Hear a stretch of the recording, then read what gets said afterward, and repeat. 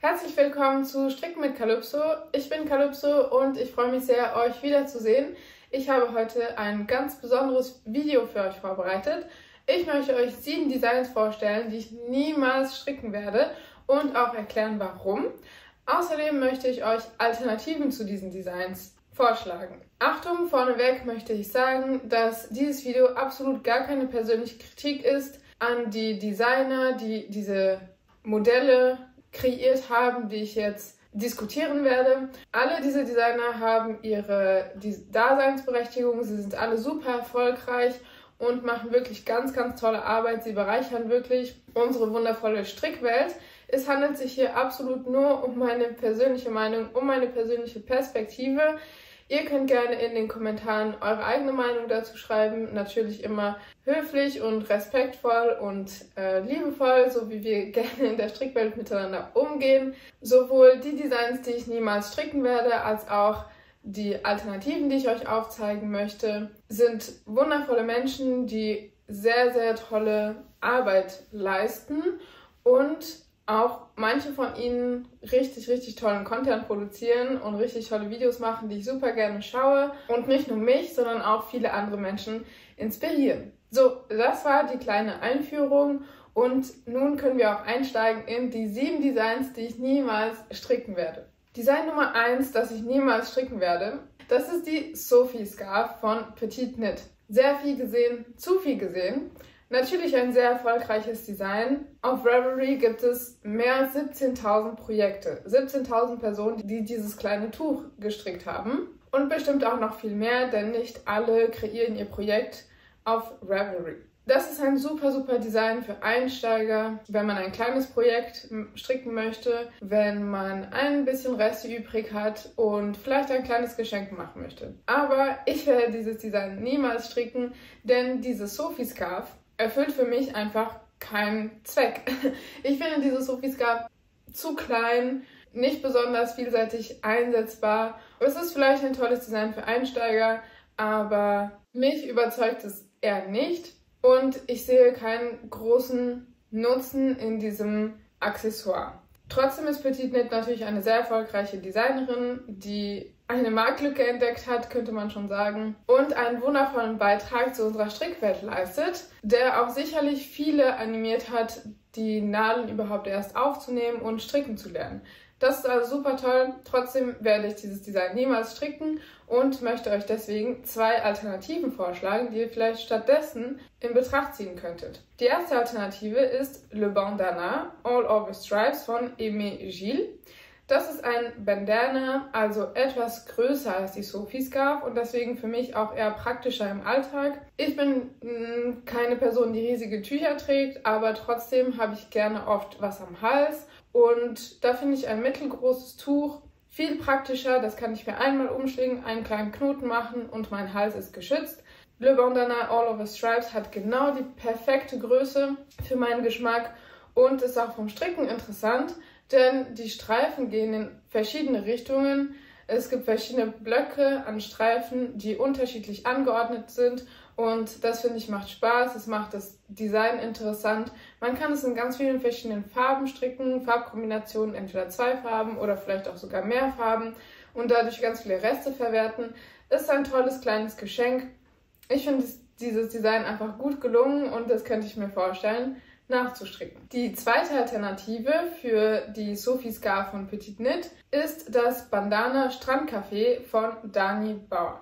Erstens finde ich Dani Bauer super sympathisch. Sie macht auch sehr, sehr schöne Videos. Zweitens finde ich ihr Design wirklich gut gelungen. Es hat auch eine sehr, sehr praktische Größe. Für mich finde ich im Alltag auf jeden Fall sehr, sehr gut verwendbar. Das ist ebenfalls ein Bandana in dieser Dreiecksform, das ein bisschen länglich ist. Es hat ein schönes Lochmuster in der Mitte, das wahrscheinlich die Zunahmen sind, nehme ich an. Und man kann das in verschiedenen Farben stricken, entweder einfarbig oder mit Streifen. Dieses kleine Tuch kann ich auf jeden Fall im Café tragen, auf der Arbeit oder beim Wandern. Also ein super Design, sehr schön und auch sehr leicht dem eigenen Geschmack anzupassen. Design Nummer 2, das ich niemals stricken werde.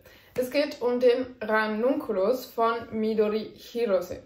Dieses Design hat fast 23.000 Projekte auf Ravelry. Es ist also wahnsinnig erfolgreich. Trotzdem werde ich das niemals stricken, denn ich finde nicht, dass es meinem Körpertyp schmeicheln würde und es entspricht auch gar nicht meinem Geschmack. Viele Strickerinnen und vielleicht auch Stricker haben dieses Design gemacht und ich weiß auch, dass manche unter euch dieses Design mehrfach gestrickt haben. Trotzdem finde ich dieses Design nicht besonders anziehend für mich, denn der Schnitt von diesem Oberteil ist, finde ich, für keinen Typ so richtig schmeichelhaft.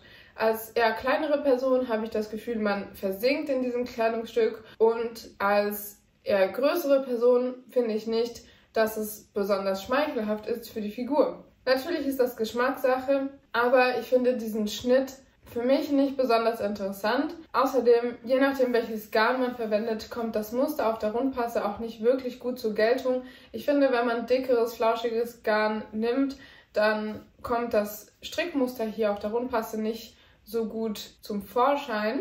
Mit Ausnahme vielleicht, wenn man etwas dünneres Garn verwendet und eher eine Sommerversion von diesem Oberteil macht, dann kann es sein, dass das Strickmuster hier besser zur Geltung kommt. Trotzdem finde ich das einfach viel zu weit, hat keine Form oder besonders interessanten oder schönen Schnitt. Deswegen werde ich dieses Design höchstwahrscheinlich niemals stricken und möchte euch deswegen mehrere Alternativen vorschlagen. Darunter erstens der Alcarif Sweater von Cecilia Losada. Es handelt sich hier ebenfalls um eine Rundpasse mit einem sehr schönen Design hier auf der Rundpasse, einem sehr schönen Muster mit Bobbles und verschränkten Maschen. Dieser Pullover hat auch etwas Bewegungsspielraum, aber sitzt nicht ganz so weit und er hat eine ähnliche Konstruktion. Er wird ebenfalls von oben nach unten in einer Rundpasse gestrickt. Dieses Design erregt viel mehr meine Aufmerksamkeit. Ich finde die Garnwahl wunderschön, ich finde das Muster wunderschön. Das kann man da wirklich richtig gut sehen und bewundern. Die Wahl dieses Verlaufsgarns finde ich total gelungen und ich würde euch dieses Design gerne ans Herz legen. Ich finde es wirklich super, super schön. Für die Recherche dieses Videos bin ich auf dieses Design gestoßen und habe es direkt in meinen Favoriten gespeichert. Alternative Nummer 2 zu dem Ranunculus von Midori Hirose ist ein Design von Caitlin Hunter, genannt Halu. Es handelt sich hier ebenfalls um eine Rundpasse, die von oben nach unten gestrickt wird und dieses Design bietet auch Bewegungsspielraum. Trotzdem finde ich das schmeichelhafter, denn es hat einen V-Ausschnitt und ich finde die Rundpasse sehr, sehr schön gelungen. Das Muster kommt sehr schön zur Geltung und der V-Ausschnitt ist wirklich sehr raffiniert gemacht. Das Einzige, was an diesem Design mir nicht ganz so gut gefällt, ist die Farbe von dem Original. Aber das lässt sich ja ganz leicht anpassen. Ich glaube, dieses braun-orange-rötliche würde mir nicht ganz so gut stehen. Aber insgesamt finde ich dieses Design viel, viel schöner, auch wenn es Oversize ist. Ich finde, Caitlin Hunter hat hier das Oversize und die anderen Charakteristika dieses Designs sehr gut miteinander kombiniert und ein harmonisches Design kreiert. Die dritte Alternative, die ich euch gerne vorschlagen möchte für den Ranunculus, ist der Stephen Will Crossing Pullover von Jennifer Beal. Das ist wahrscheinlich ein Pullover für etwas fortgeschrittenere und ein bisschen erfahrenere und mutigere Strickerinnen. Trotzdem wollte ich euch das gerne zeigen, weil es wirklich traumhaft schön ist und super spannend. Allein schon sich die Fotos anzugucken und die Konstruktion anzugucken, finde ich einfach sehr, sehr spannend. Auf den Fotos auf Ravelry ist auch ein Schema dabei. Das heißt, ihr könnt sehen, dieses Design hat auch Bewegungsspielraum. Es hat aber einen ganz besonderen Schnitt mit eher weiten Ärmeln und das Muster, das darauf gestrickt ist einfach sehr raffiniert platziert und harmoniert perfekt mit dem Schnitt von dem Pullover. Das finde ich super interessant, wunderschön, ein echter Hingucker. Und ich bin mir sicher, dass man beim Stricken von diesem Pullover einiges lernen kann und einiges Neues mitnehmen kann, um seine Skills zu erweitern beim Stricken. Wir sind bei Design Nummer 3 angekommen, das ich niemals stricken werde. Es handelt sich um das Design Stripe Hype Dress von Veronika Lindberg oder auch als Kutowakika bekannt auf YouTube und Social Media. Kutowakika finde ich super, ich schaue gerne ihre Videos, ich finde sie total sympathisch und unterhaltsam und sie hat viele schöne Designs, aber dieses hier trifft einfach gar nicht meinen Nerv. Es handelt sich um ein sehr langes Kleid mit sehr vielen eher schmalen Streifen.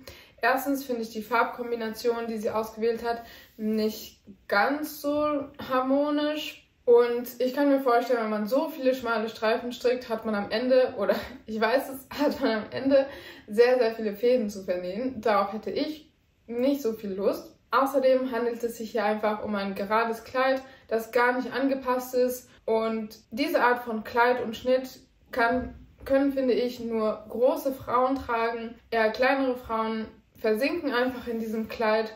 Ich persönlich, die nicht ganz so groß bin, trage sehr selten oder gar nicht Röcke, die unter mein Knie gehen. Meistens sind meine Röcke oder Kleider hören über dem Knie auf und im Winter trage ich dann einfach noch Leggings und Stiefel dazu, dann wird mir nicht kalt. Aber so überlange Kleider sind einfach nicht so passend für mich. Ich könnte mir dieses Design eher als große Decke für mein Sofa vorstellen, aber nicht unbedingt als Kleid. Außerdem würde es mir dann auch schwerfallen, einen Look daraus zu kreieren. Das heißt, dieses Kleid mit anderen Kleidungsstücken zu kombinieren, um ein Gesamtoutfit zu bekommen und dann meine Wohnung zu verlassen. Deswegen bin ich nicht ganz überzeugt von diesem Design. Ich möchte euch deswegen eine andere Alternative zeigen. Das wäre das Kleid Florinda vom Rebecca Design Team. Das ist auch ein sehr langes Kleid. Es hat aber nicht so viele schmale Streifen, sondern eher größere Farbblöcke. Wenn man das Kleid nicht ganz so lang haben möchte, kann man vielleicht den unteren Farbblock einfach weglassen. Das Kleid ist auch gerade, aber es ist ärmellos und ich finde, man kann dann eine Bluse sehr einfach darunter oder darüber tragen. Ich finde die Farbblöcke schöner. Sie unterteilen ein bisschen den Körper. Und die Farben, die hier ausgewählt wurden, finde ich auch viel harmonischer. Die gehen viel schöner ineinander über. Das wäre die erste Alternative. Die zweite Alternative ist kein Kleid, aber ich könnte mir vorstellen, dass man das anpassen kann zu einem Kleid, wenn man das denn möchte, oder zu einer längeren Tunika. Trotzdem wollte ich das Design hier mit einbeziehen, weil es mir so gut gefallen hat und es auch eben Streifen hat. Es handelt sich um das Design Pippi Park von Jennifer Beal. Jennifer Beal macht wirklich sehr spannende Designs, sehr außergewöhnlich, wunderschön. Und hier handelt es sich eher um einen Pullover ohne Ärmel. Die Streifen gehen aber in unterschiedliche Richtungen. Sie hat Collarwork da drin. Ich glaube, das zu stricken macht einfach wahnsinnig Spaß. Da finde ich das für mich weniger problematisch, wenn man so viele schmale Streifen hat, denn die Streifen gehen in unterschiedliche Richtungen und es kreiert einen sehr interessanten visuellen Effekt. Und ich bin mir sicher, dass man bei diesem Design es auch sehr leicht anpassen kann und etwas länger stricken kann, um ein Kleid oder eine längere Tunika zu haben. Insgesamt finde ich, dass dieses Design und wie die Streifen angeordnet sind, viel schmeichelhafter und ich hätte nicht das Gefühl, in diesem Kleidungsstück zu versinken, sondern würde mich viel mehr wie ein hübscher Hingucker fühlen. Wir sind schon bei Design Nummer 4, das ich niemals stricken werde. Und zwar geht es hier eigentlich nicht nur um ein Design, sondern um eine ganze Gruppe an Designs, könnte man sagen. Denn es handelt sich um die riesigen Tücher von Stephen West. Stephen West, unglaublich unterhaltsam, eine tolle Bereicherung. Ich schaue gerne seine Videos, es macht Spaß, ihn zu gucken. Er ist auf jeden Fall sehr erfolgreich, sehr erfahren, macht tolle Sachen. Trotzdem würde ich niemals eines seiner Tücher stricken. Das Beispiel, das ich mir hier herausgesucht habe, ist das Tuch Twists and Turns. Ich finde, die Form davon gefällt mir nicht ganz so gut. Die erinnert mich ein bisschen an eine Fledermaus. Fledermäuse sind super toll und wunderschöne, intelligente, coole Tiere, aber kann ich mir nicht so ganz als Tuch vorstellen. Und die Farbkombination, die Muster in diesem Design treffen einfach nicht meinen Geschmack. Insgesamt finde ich Stephen West sehr avantgarde, das finde ich gut. Ich bin total für Avantgarde und für experimentelles Stricken, dass man seine Komfortzone verlässt und so weiter. Ich würde sagen, ich bin aber eher ein Fan von Café Facette und ich sehe da schon etwas Parallelen zwischen Stephen West und Café Facette. Café Facette ist auch ein unglaublich talentierter und erfahrener Künstler, der mit Farben einfach unübertroffen gut arbeiten kann. Und da fühle ich mich eher zu Café Facette hingezogen als zu Stephen West. Ich finde es toll, dass er so Avantgarde-Sachen macht, aber diese riesigen Tücher würden einfach in meinem Alltag gar keine Verwendung finden. Ich fände es sehr schwierig, die im Alltag zu kombinieren mit anderen Kleidungsstücken. Ich würde dann eher ein Outfit wählen, das insgesamt etwas ruhiger ist und nicht ganz so farbenfroh, um eben dieses Tuch in Szene zu setzen. Aber das ist nicht unbedingt meine Herangehensweise, wenn ich mich kleide. Ich habe es gerne etwas harmonischer, wenn alle Teile zusammenpassen. Ein bisschen wie beim Kochen, dass jedes einzelne Gewürz eine Geschmacksnote zu dem Gericht hinzufügen und nicht eben nur ein Gewürz das komplette Gericht dominiert. Das habe ich ein bisschen das Gefühl bei Stephen West, deswegen ist das nicht so ganz mein Fall. Wir kommen zu den Alternativen, die ich euch gerne vorschlagen möchte zu Stephen Wests Tüchern. Und zwar finde ich bei Christelle Nioul, eine Designerin aus Belgien, sehr, sehr schöne Tücher, die auch auf jeden Fall ein Hingucker sind, die auch interessant zu stricken sind in der Konstruktion, aber nicht ganz so aufregend und für mich etwas alltagstauglicher und schöner einfach zu kombinieren, harmonischer mit dem Rest meines Kleiderschranks. Zum Beispiel habt ihr da das Tuch Bubble Tea, das hat auch eine interessante Konstruktion. Das Garn hat einen schönen Farbverlauf oder man kann auch bestimmt verschiedene Garne und in verschiedenen Farben kombinieren. Die Größe finde ich auch für mich passend. Es ist nicht überriesig, aber es ist auch nicht zu klein. Die andere Alternative ist zum Beispiel der Lupin Shawl. Der hat ein sehr interessantes Muster, eine sehr schöne Form. Könnte ich mir vorstellen, in sehr vielen verschiedenen Farben zu stricken. Oder auch das Tuch La Belle Rétive. Das ist ein super schöner Schal, der auch eine interessante diagonale Konstruktion hat und sehr schöne Wellen in verschiedenen Farben hat. Das könnte ich mir auf jeden Fall eher vorstellen zu stricken und dann auch zu tragen oder vielleicht auch zu verschenken. Nun sind wir auch schon bei Design Nummer 5 angekommen, das ich niemals stricken werde. Und ich möchte das zusammen euch vorstellen mit Design Nummer 6, das ich niemals stricken werde, weil diese Designs etwas ähnlich sind und in eine ähnliche Kategorie fallen. Es geht also um das Camisole Nummer 5 von My Favorite Things. Das ist ein hübsches Design, es hat viele Projekte, es gefällt auf jeden Fall vielen Menschen, aber dieses Design erfüllt für mich keine richtige Logik. Wenn ich zum Beispiel eine ärmellosen Weste, also einen Pullover ohne Ärmel sehe, mit so einem dicken Rollkragen, dann verstehe ich nicht so ganz den Sinn dahinter. Einen ähnlichen Eindruck macht das Camisole Nummer 5 auf mich, denn es ist ein Sommertop, das hier sehr eng geschlossen ist und ich stelle mir das nicht so bequem vor meinen Kopf dadurch zu stecken. Die Schulterbewegung ist vielleicht nicht eingeschränkt, aber ich habe einfach das Gefühl, dass dieser Ausschnitt viel zu eng am Hals ist. Ich stelle mir das absolut nicht bequem vor. Deswegen würde ich dieses Design wahrscheinlich nicht stricken. Das Design Nummer 6, das ich wahrscheinlich auch nicht stricken werde, ist das Camisole Nummer 9 von My Favorite Things. Das ist ein sehr schlichtes Tanktop. Das erste, was mich daran nicht überzeugt, ist, dass schwarzes Garn gewählt wurde im Original. Ja, das kann man leicht auswechseln, aber trotzdem möchte ich sagen, vielleicht auch für Anfänger und Menschen, die sich gerne mit Schwarz kleiden, mit einem schwarzen Garn zu stricken, macht erstens keinen Spaß, wenn man nichts sieht. Und zweitens kommt das Muster, das man in dieses Kleidungsstück reinstrickt, einfach nicht gut zur Geltung.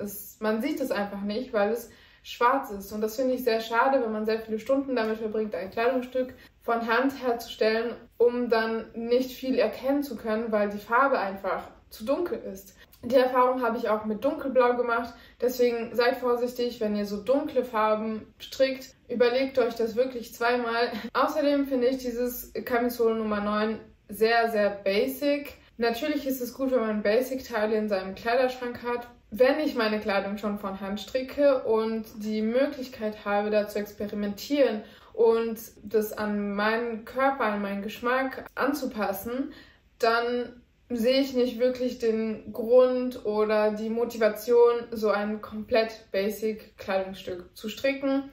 Für mich wäre das eher ein bisschen langweilig. Ich finde, dieses Design hat einfach dieses gewisse Etwas nicht. Deswegen würde ich euch gerne Alternativen zu diesen zwei Tops vorschlagen. Und zwar erstens habe ich das Soho Top von Kedre herausgesucht. Das ist auch eher ein Basic Top. Es ist auch eher simpel, die Konstruktion ist einfach. Ich wollte es gerne simpel halten. Das Soho Top ist kraus rechts gestrickt. Ich finde kraus rechts ein super schönes Muster. Ich finde, das ist nicht nur für Babydecken geeignet, sondern auch für alle möglichen Kleidungsstücke. Es fühlt sich gut an und es ist visuell interessant. Ich finde den Schnitt von diesem Oberteil wirklich süß, sehr schön gelungen, simpel zu stricken, aber trotzdem ein wirklich hübscher, eleganter Hingucker. Und die Alternative Nummer 2 wäre das Emma-Top von Susanne Müller. Es ist auch ein Rippentop, ähnlich wie das Camisole Nummer 5, aber ich finde den Halsausschnitt viel besser gelungen. Die Träger sehen weit genug aus, dass es gut sitzt, aber es handelt sich hier um einen V-Ausschnitt. Das finde ich einfach viel besser geeignet für die Saison, in der man es tragen soll. Insgesamt finde ich dieses Design einfach harmonischer gelungen, schöner gelungen, würde ich viel eher stricken als das Camisole Nummer 5. Ich möchte hinzufügen, dass My Favorite Things eine sehr erfolgreiche Designerin ist, die eher im skandinavischen Stil Designs vorschlägt, die elegant und eher schlicht sind und die ganz sicher auch viele Einsteiger dazu animiert haben, stricken zu lernen und ihren Horizont zu erweitern und da ein bisschen zu experimentieren. Wenn ihr mich aber kennt und meine Videos schon etwas länger schaut, dann wisst ihr, dass ich es gerne ein bisschen extravaganter mag und ein bisschen farbenfroher, ein bisschen experimenteller. Deswegen passt My Favorite Things einfach nicht so ganz zu meinem Geschmack. Aber wir gehen dann auch weiter zu Design Nummer 7, das ich niemals stricken werde. Und da geht es um das Design Rue de Paris von Alma Bali. Es handelt sich hier um einen Cardigan, der vorne offen ist, keine Knöpfe hat. Was mir an diesem Cardigan nicht so gut gefällt, ist, dass die Ärmel erst hier kurz vor dem Ellenbogen anfangen. Da finde ich, hat man hier unterm Arm einfach viel zu viel Stoff. Das stelle ich mir unbequem vor und außerdem hält man bei diesem Design 3 Fäden gleichzeitig beim Stricken. Das heißt, man hat das Hauptgarn plus 2 Mohairgarne. Puh, also ich verstehe es und finde es auch manchmal schön, 2 Garne zusammenzuhalten, aber 3, die dann auch alle in derselben Farbe sind, ich weiß nicht. Wenn ich jetzt Marling machen möchte zum Beispiel oder verschiedene Farben kombinieren möchte, ein bisschen experimentieren möchte, dann finde ich es vielleicht sinnvoll, 3 Garne miteinander zu verstricken gleichzeitig, die aber dann vielleicht unterschiedliche Farben haben oder jedes Garn etwas für sich und alle 3 zusammen etwas Besonderes ergeben. Aber in diesem Fall ist es einfach nur Flausch hoch 10 und das finde ich nicht ganz so angenehm. Ich finde ein Faden Mohair mehr als ausreichend, um ein Kleidungsstück flauschig zu machen. Der Schnitt gefällt mir nicht so besonders gut, weil er zusätzlich zu diesen super weiten Ärmeln auch noch cropped ist. Das heißt, es ist ein sehr warmer Cardigan, der dreifädig gestrickt wurde, aber meine Nieren bleiben kalt. Also das überzeugt mich nicht so ganz. Deswegen möchte ich euch gerne als letzte Alternative ein Design von Isabel Kremer vorschlagen. Es handelt sich um den Cardigan Callias. Der Schnitt von diesem Cardigan ist etwas ähnlich, aber ich finde trotzdem praktischer und besser gelungen. Es ist auch leicht cropped, aber nicht ganz so cropped, dass meine Nieren erfrieren. Es ist auch oversized, aber die Schulterkonstruktion finde ich sehr interessant. Die Details finde ich sehr schön. Im Rücken sind sehr, sehr schöne Rippen und ich finde, dass die Vorderteile auch sehr schön geschnitten sind, sowie die Schulterkonstruktion auch sehr interessant und sehr raffiniert und elegant aussieht. Isabel Kremer hat wirklich viele tolle Designs, auf die ich öfters mal ein Auge werfe und bis jetzt noch keins gestrickt habe, aber ich könnte mir auf jeden Fall vorstellen, demnächst ein Design von Isabel Kremer zu stricken. Ja, das war's zu den 7 Designs, die ich niemals stricken werde und die Alternativen, die ich euch gerne aufzeigen wollte. Wie gesagt, es handelt sich hier auf keinen Fall um eine persönliche Kritik. Alle Designs und Designer, die ich hier vorgestellt habe, haben ihre Vor- und Nachteile. Es handelt sich hier wirklich nur um meine persönliche Meinung. Ich freue mich, wenn ihr kommentiert, wenn ihr vielleicht auch andere Vorschläge macht als Alternativen zu den Designs, die ich vorgestellt habe. Ich freue mich, wenn wir uns austauschen können und wir uns gegenseitig inspirieren und neue Ideen geben. Ja, danke, dass ihr bis hierhin zugeschaut habt und bis zum nächsten Video. Ciao!